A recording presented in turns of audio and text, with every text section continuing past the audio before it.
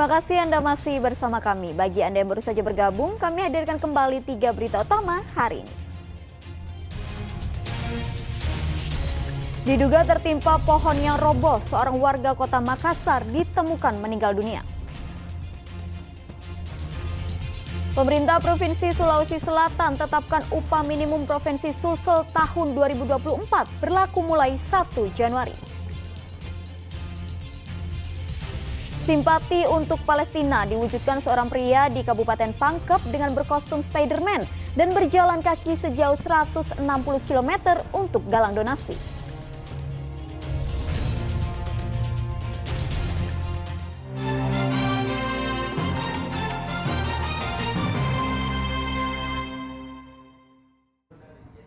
Ikatan Jurnalis Televisi Indonesia Pengurus Daerah Sulawesi Selatan menggelar rapat kerja daerah di Kabupaten Maros.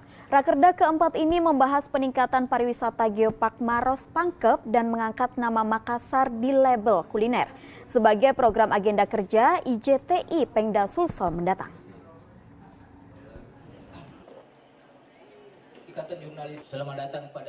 Ikatan Jurnalis Televisi Indonesia IJTI Pengurus Daerah Sulsel menggelar rapat kerja daerah di Desa Bontomaranu, Kecamatan Moncongloe, Kabupaten Maros. Dihadiri oleh seluruh anggota dan pengurus IJTI Sulawesi Selatan dan dibuka oleh Wali Kota Makassar, Ramdan Pomanto. Kali ini Rakerda mengangkat tema membangun kekompakan menuju kesuksesan untuk membangun kekompakan jurnalis televisi di Sulawesi Selatan agar selalu mematuhi kode etik dan menciptakan jurnalisme positif dengan mengangkat ciri khas wilayah di berbagai bidang. Sejumlah isu dibahas dalam beberapa program kerja IJTI. Hal yang sangat televisi itu bukan hanya kemampuan berita dan pesannya begitu multi, tapi juga kekuatan klarifikasinya di era informasi yang begitu bias pada hari ini.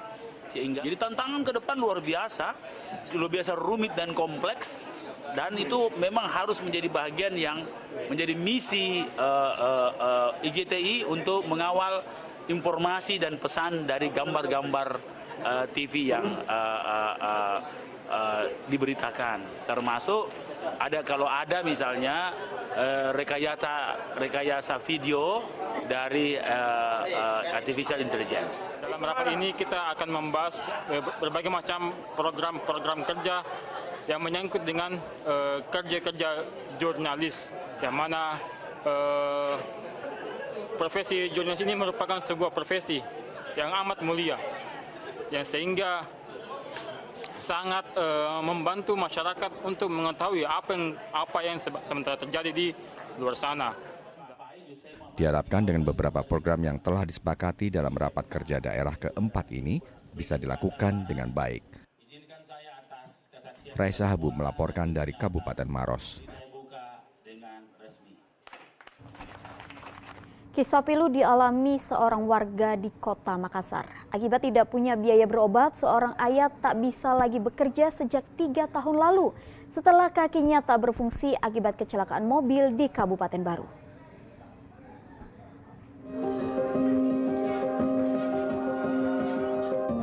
Amran warga Jalan Abu Bakar Lambogo, Kelurahan Barabaraya Selatan, Kecamatan Makassar, terus menahan sakit di kakinya setelah mengalami kecelakaan pada tahun 2020 lalu di Kabupaten Baru. Akibat kecelakaan ini, pada kakinya kini tertanam besi penyangga untuk mencegah agar kakinya tidak diamputasi. Nyaris 3 tahun ini, Amran hanya bisa tinggal di dalam rumah kontrakannya karena tak bisa bergerak leluasa. Tak lain karena kakinya akan terasa sakit jika ia banyak bergerak. Amran seharusnya menjalani operasi pengangkatan besi tersebut, namun ia tak punya biaya pengobatan yang mencapai 50 juta rupiah. Ayah 7 anak ini hanya bisa pasrah. Tak hanya sakit, ia juga tidak bisa lagi mencari nafkah untuk anak-anaknya. Sang istri pun harus banting tulang dengan bekerja sebagai buruh cuci untuk mendapatkan uang. Prihatin dengan kondisi Amran, komunitas ojek online menghimpun bantuan melalui tim andalan Sulsel Peduli berupa bahan makanan dan uang untuk berobat. Amran tulang punggung keluarga, dan semenjak keadaannya sakit begini sudah tidak bisa mencari nafkah, jadi diganti sama istrinya. Jadi salah satu keretanya itu dalam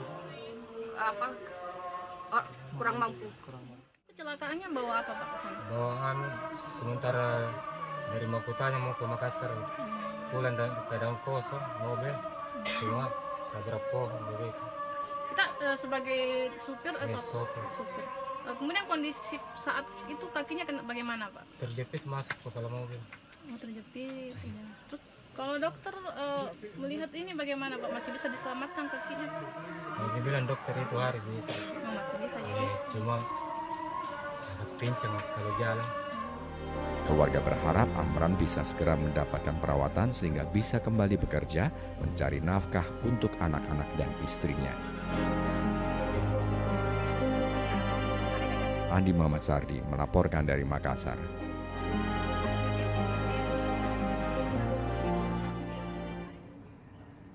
Dukungan bagi masyarakat Palestina terus berlanjut. Di Kabupaten Sinjai, puluhan mahasiswa kembali turun ke jalan, menyuarakan kemerdekaan bagi rakyat Palestina.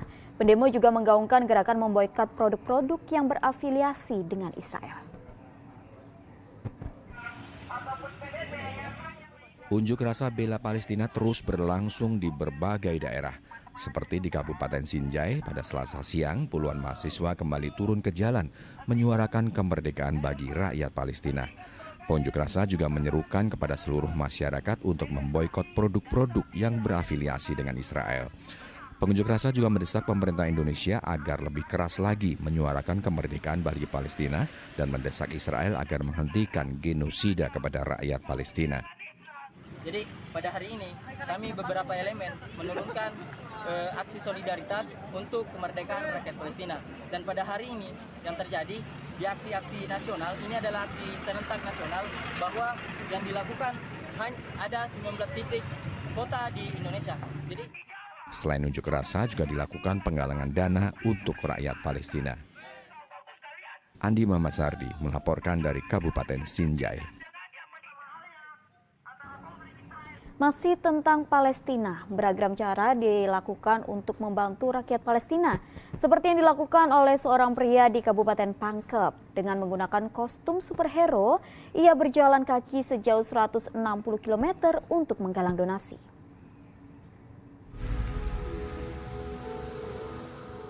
Inilah Ahmad, pria asal Kabupaten Parepare. Ia nekat melakukan aksi jalan kaki hingga ratusan kilometer menuju Kabupaten Goa pada Selasa siang. Dengan menggunakan kostum Spider-Man, Ahmad menarik simpati untuk menggalang donasi bagi masyarakat Palestina. Dengan membawa spanduk dukungan dan bendera Palestina, ia berjalan terus sejak pagi hingga malam hari melintasi Kabupaten Pangkep. Menurut Ahmad, perjalanannya menggalang donasi untuk Palestina sudah memasuki hari ke-7.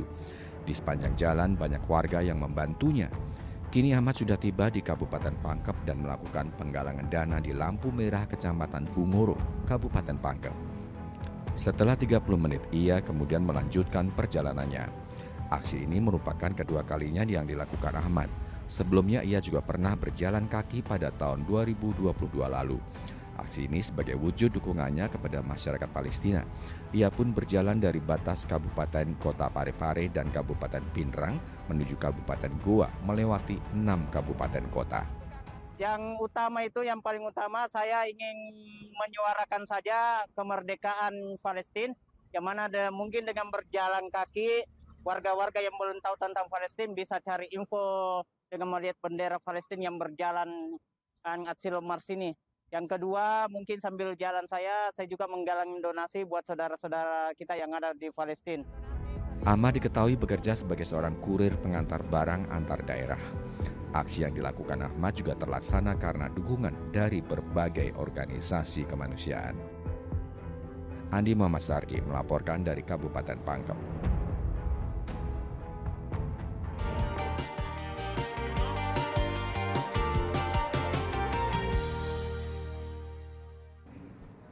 Informasi tadi mengakhiri jumpa kita hari ini. Atas nama rekan yang bertugas, saya Tabita Putri mengucapkan terima kasih atas kebersamaan Anda. Selamat beraktivitas dan sampai jumpa.